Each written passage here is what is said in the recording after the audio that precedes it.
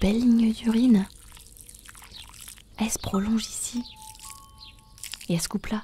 Ça, c'est symbole de changement. Sans grande importance, un changement de mec peut-être.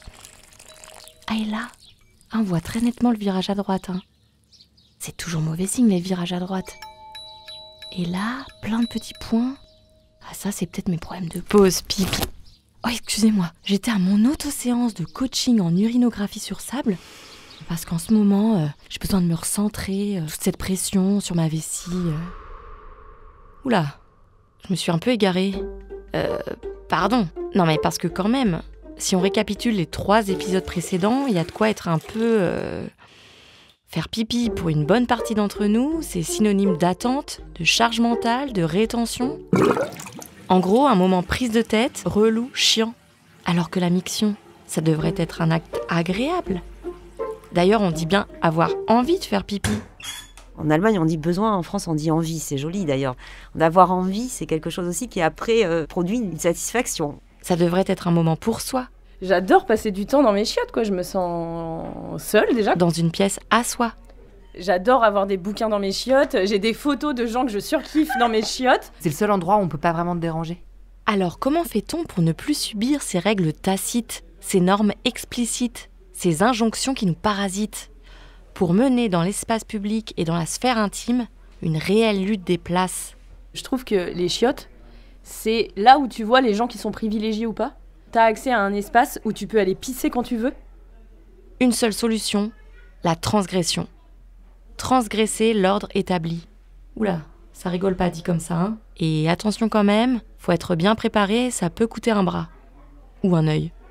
Parce que qui dit transgression dit répression. Mais peut dire aussi progression, évolution, amélioration. Revenons un peu en arrière. Ah non, je vais pas reprendre toute l'histoire des luttes sociales. On va juste revenir au début de cette série. On a pu constater en effet qu'uriner est le syndrome d'une société genrée basée sur un... En gros, les urinoirs, c'est nul. C'est eux qui entassent la merde. Alors justement, non. Oui, je sais. C'est un tout petit peu plus compliqué que ça. Dans l'histoire sexuelle homosexuelle, les Vespasiennes, les chiottes publiques, sont majeures. Parce que les pissotières n'ont pas été que ces lieux de domination. Elles ont aussi été lieux de rencontre, de plaisir, de jouissance et de désobéissance. Mon travail à moi donne de la visibilité aux minorités sexuelles et aux pratiques fétichistes et aux choses en marge. Alors les pissotières, elles avaient tout pour me plaire. Et donc détourner cet aspect patriarcal, détourner du droit chemin, ces édicules par ces gens dont on a toujours dit qu'ils étaient lâches. J'ai trouvé que c'était héroïque à une époque où c'était interdit de se rencontrer, d'oser braver l'interdit. Alors, la question que j'ai envie et qu'il me fait très plaisir de poser, c'est: est-ce que transgresser, c'est se libérer? Pause pipi, une série de Julie Ozou, réalisée par Annabelle Brouard. Épisode 4, Peace and Love. Bien sûr, l'homosexualité était interdite jusqu'en 1981. Les gens n'avaient pas le droit d'être ce qu'ils étaient. Donc pour se rencontrer, eh bien, il fallait que ça soit clos, secret. Marc Martin est photographe. Il a publié un très bel ouvrage de photos et de collectage qui s'appelle « Les tasses, toilettes publiques, affaires privées ». Une tasse, c'est un mot d'argot qu'on a complètement oublié aujourd'hui et qui signifiait draguer dans les pissotières. Peut-être dû à leur architecture. Dans les années 1900, les Vespasiennes ressemblaient à une sorte de théière, peut-être. Ce qui est étonnant, parce qu'aux États-Unis, on appelait aussi cheerwarming, le fait de draguer dans les pissotières, et elles n'avaient pas du tout cet aspect-là. Elles étaient souterraines. C'est un vrai travail d'historien qu'il a entrepris.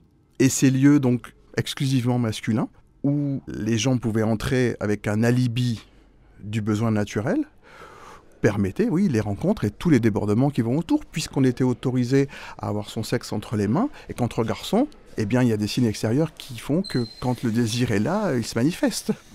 Dans mon adolescence un peu plus grand, tu vois, 15-16... Nicolas, c'est lui qui déteste les urinoirs dans le premier épisode. Pourtant... Le lieu de rencontre que j'ai trouvé, en tout cas, et qui probablement était le seul de toute manière, c'était dans les chiottes publiques. Évidemment, les petits mots, les petits machins. Et c'est d'ailleurs par ces petits mots écrits que j'ai compris que peut-être je devrais y aller. Et puis c'est comme ça que ça se faisait. Un lieu clos, dans la ville, ouvert 24 heures sur 24, où tout le monde pouvait se rencontrer, toutes les classes, tous les âges. C'était un endroit qui permettait effectivement un brassage social inédit à l'époque. Et la bourgeoisie allait s'encanailler dans les quartiers populaires avec le désir à la main. J'imagine que Grindr a dû mettre un coup de... Mais je suis même pas sûr parce que je pense aux vieux, ou aux moches, ou tous ceux qui... Non mais c'est... Et je le dis avec beaucoup de respect, mais à toutes les personnes qui effectivement sur des applications de rencontres où tu colles pas à tous les critères de machin, et nanana, et nanana, et nanana, bah tu tombes dans une marginalité. Au passage, on peut se demander comment faisait la communauté lesbienne pour se rencontrer. Inconsciemment, on sait que c'est un lieu presque protégé. Et il y a même des toilettes publiques qui sont repérées, en tout cas par nous, où on sait que c'est, entre guillemets, chez nous. Ça revient à ce qu'on disait au début sur les angles morts. La société n'a pas son nez à mettre dedans. Ouais, enfin, c'est quand ça l'arrange qu'elle ferme les yeux.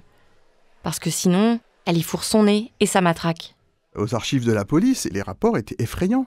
C'est étrange, cet homme a l'air normal, il a une bonne situation, il n'est pas efféminé. C'est accablant de bêtises. Ça a ruiné des carrières, parce qu'évidemment, les arrestations étaient publiques aussi, il ne faut pas oublier. Tiens, l'anagramme d'uriner, c'est ruiné. Intéressant. L'intérêt aussi pour ces gens de se dire que, mon Dieu, on va risquer notre carrière, notre vie, parce que souvent c'était des hommes mariés, on se mariait à l'époque. Vous voyez, il y avait vraiment beaucoup de dangers autour de quelque chose qui peut paraître aujourd'hui comme quelque chose de juste dégoûtant, salace, etc. Mais pas seulement. Et celui d'urine, c'est nuire. Nuire aux minorités, nuire aux personnes qui ne sont pas dans la norme. Allez, le robinet est ouvert, on continue à faire un peu de linguistique ? Étymologiquement, transgresser, ça veut dire franchir pour parvenir au-delà. Un glory hole, c'est un trou qui existait entre les cloisons des cabines et qui est apparu à la fin du 19e siècle. Et donc, c'était un moyen de communiquer entre les cabines et de ne pas être pris par la police qui attendait, une fois qu'on ouvre, elle ne pouvait rien faire quand les deux personnes sortaient séparément. C'était une action de résistance à la police. Transgresser pour avancer ou contourner pour exister. Dans La recherche du temps perdu, Marcel Proust en parle, Oscar Wilde en parle aussi. Proust, qu'on a toujours considéré comme le dandy de service, était aussi quelqu'un qui s'intéressait au plaisir interlope. Et je pense qu'il avait une passion pour le pipi. Il faut le lire entre les lignes. En tout cas, le personnage de Charlus, dont les spécialistes disent qu'il est un miroir du grand Proust, eh bien, il traînait des heures entières dans les pissotières à la place au milieu. Et la place au milieu, à l'époque, c'était la fameuse place où on pouvait, dans le quotidien, tendre sa main à droite et à gauche. Donc, c'était des pissotières à 3 places où la place du milieu était la plus courtisée par les gens qui venaient pour le besoin, on va dire, ludique, plus que pour le besoin pressant. Le plaisir est une chose un peu mystique et qui appartient à chacun. Et si on allait tremper notre biscuit ailleurs, au sens propre ? Les soupeurs. Enfin, propre.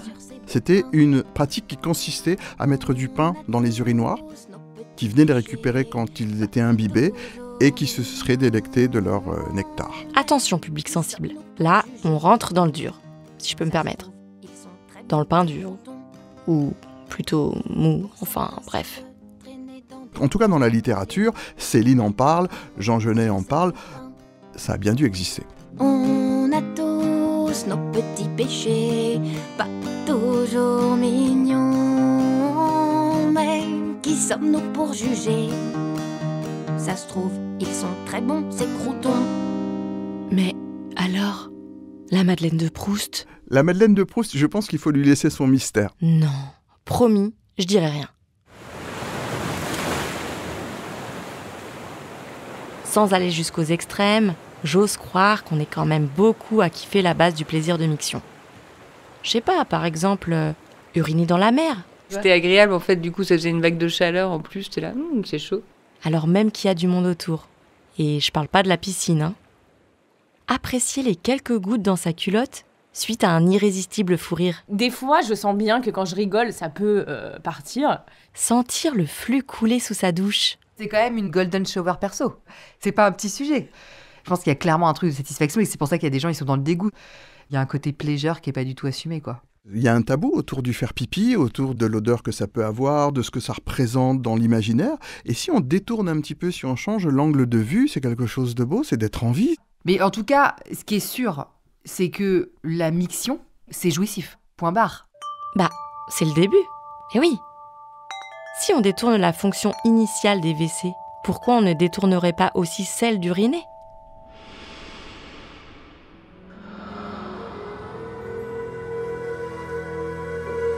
Pour être mieux dans votre corps et dans votre esprit, nous avons pour vous une solution naturelle et bienveillante.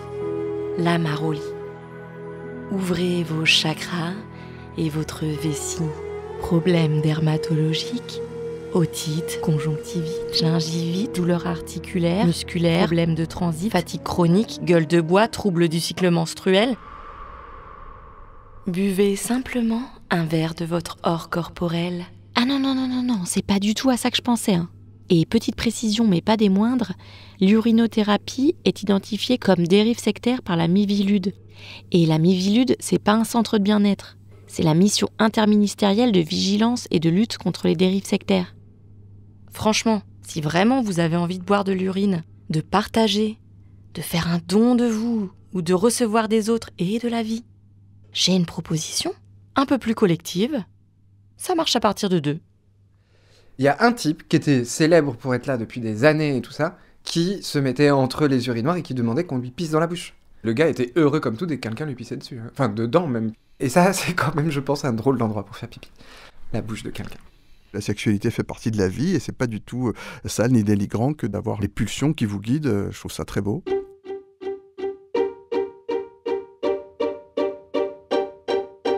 Pour un plaisir créatif et ludique, une large gamme de pratiques. Urophilie, urolanie, ondinisme, homoragie, DL, ABDL. L'univers est vaste pour qui fait preuve d'un peu d'imagination autour de ces sécrétions. Ça fait partie aussi des pratiques sexuelles, et effectivement, de se faire pisser dessus, dedans, tout ça. Voilà. Et les pratiques sexuelles liées à l'urine sont beaucoup plus répandues qu'on ne le croit. Hein. Moi, j'irais jusqu'à dire que c'est tabou. Sexualité déviante, anormale, perverse, pathologique. Pour tout objet ou pratique suspecte, Appelez la police du conformisme. J'ai un pote qui m'a dit, dans un rapport sexuel avec un autre mec, il était en train de se faire sodomiser et le mec lui a pissé à l'intérieur de lui.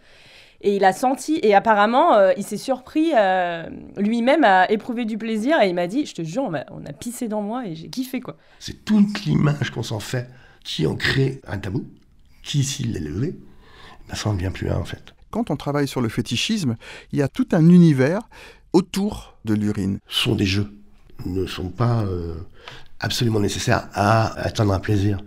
Et n'envahissent pas la vie des uns et des autres.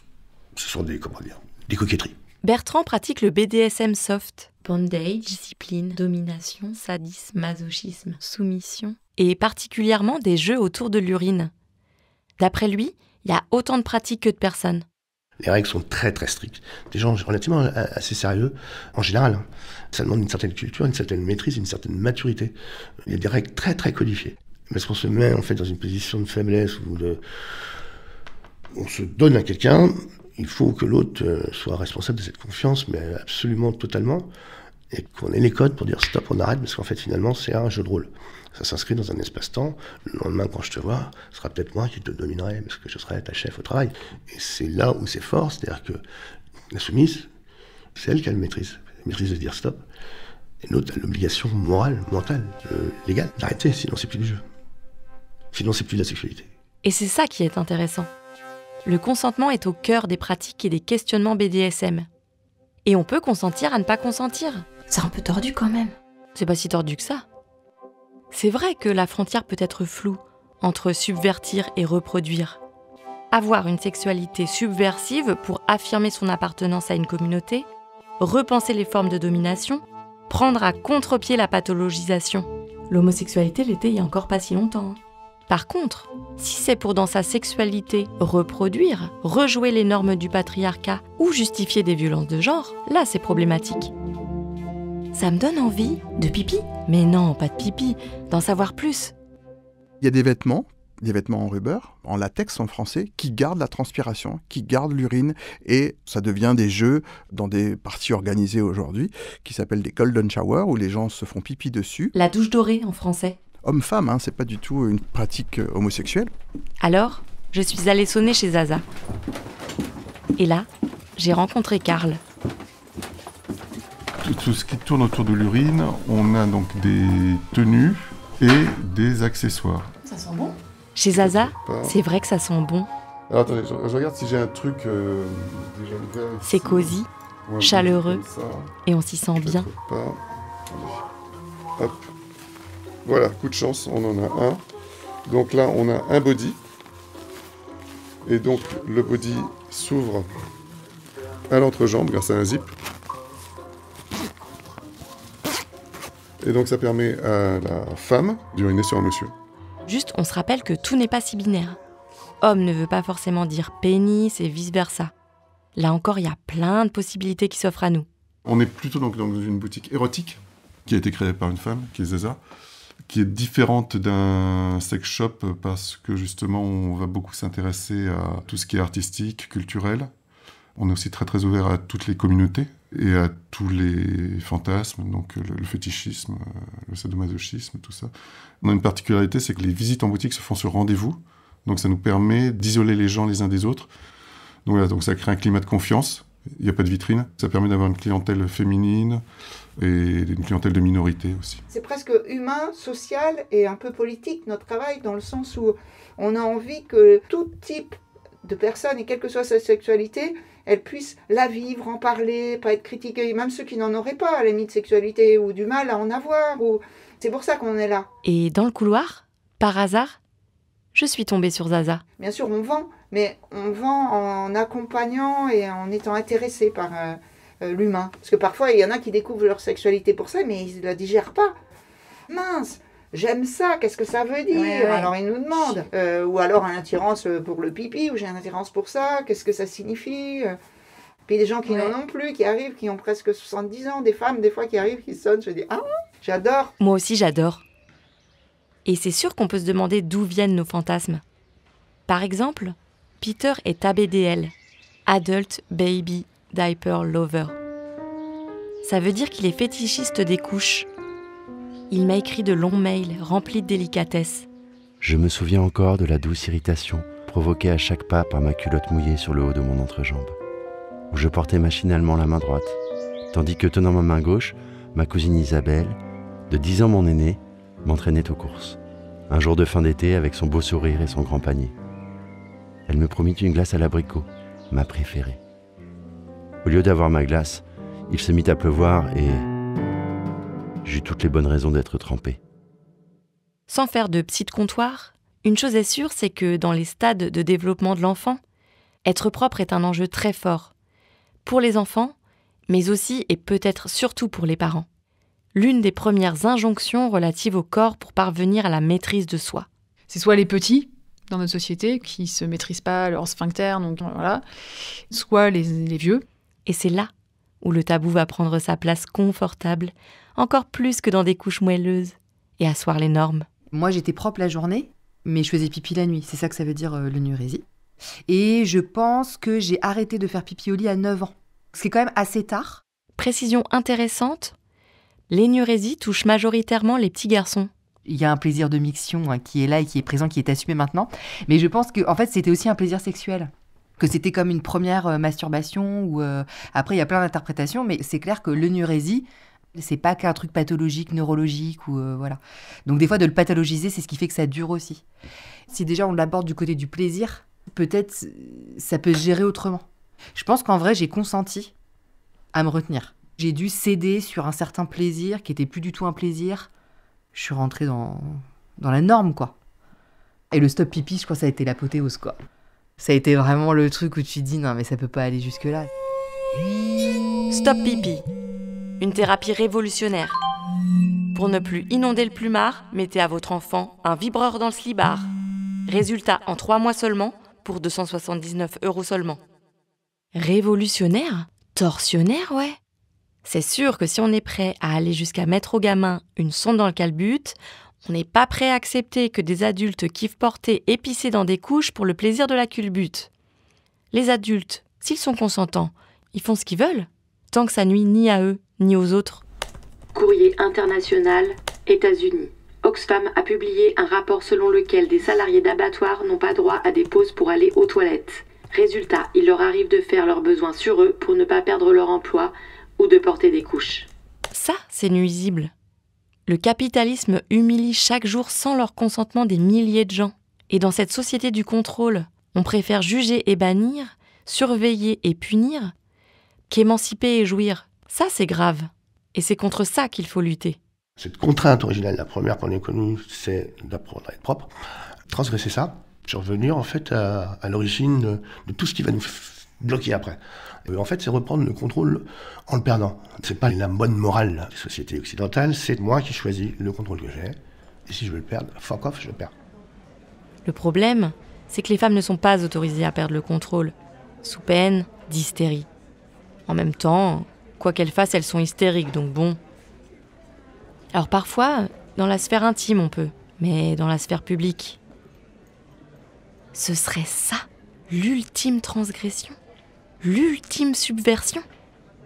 Contrôler sa perte de contrôle en se pissant dessus délibérément dans l'espace public. En tout cas, c'est la proposition de Dora Smek, une artiste brésilienne. Elle propose à des femmes volontaires de se mettre dans la rue, en ligne, les unes à côté des autres, debout, habillées, et quand elles le sentent, en silence, de se laisser aller. Alors moi déjà, marcher quand quelqu'un me regarde, je me sens mal à l'aise. Alors, pisser, non, enfin, Ouais, alors ça va pas être facile de trouver des meufs qui acceptent. C'est pas forcément quelque chose que j'imaginerais. Et même celles qui essaient. Du coup, se faire pipi dessus, ouais, c'est quand même assez dévaloriser son image, quoi. Certaines y arrivent, d'autres pas. Ça me tente moyennement quand même. Il y a encore des étapes à franchir pour s'affranchir. Mais en tout cas, je suis d'accord avec elle. La révolution doit d'abord passer par son propre corps pour pouvoir ensuite passer à un combat social et politique. Perdons le contrôle qu'on nous a imposé. Reprenons le contrôle qu'on nous a confisqué. Alors, moi, je sais pas si je serais capable de me pisser dessus. Par contre... Ah bah ça marche, hein. Faut pas que je mette sur mon jean. Ah. Faut secouer la petite goutte comme vous. C'est une sacrée rivière. Voilà, tu viens de pisser dans la rue. Pour la première fois. Debout, pour la première fois. Merci. Il y en a pas dans les godasses, quoi. Franchement, pas plus que quand tu pisses accroupi, franchement. Il y a toujours une petite goutte sur les godasses. Bon. Soulagée et quelque part libérée, je continuais à déambuler dans la rue en pensant à toutes les personnes qui osent, mais aussi à celles qui n'osent pas, qui se retiennent, qui n'ont pas le choix, qui ne peuvent pas. Celles qu'on empêche, celles qui attendent, qui débordent, à celles qui aiment se montrer, à ceux qui préfèrent se cacher, à celles et ceux qui sont entre les deux, aux pudiques, aux impudiques, aux personnes qui ont des fuites, des cystites, à celles qui font accroupies ou debout, à ceux qui font assis, à celles qui ont un pisse debout, qui l'utilisent ou pas du tout, à celles qui doutent, à ceux qui nettoient la petite goutte, qui rabaissent la lunette, qui font pas à côté de la cuvette, aux personnes qui font dans leur couche, qui font au lit le jour ou la nuit, par plaisir ou par contrainte, à celles et ceux qui le font pendant l'étreinte, aux grands enfants passage, à celles et ceux qui détournent son usage, à la majorité transparente. Peace and love. arteradio.com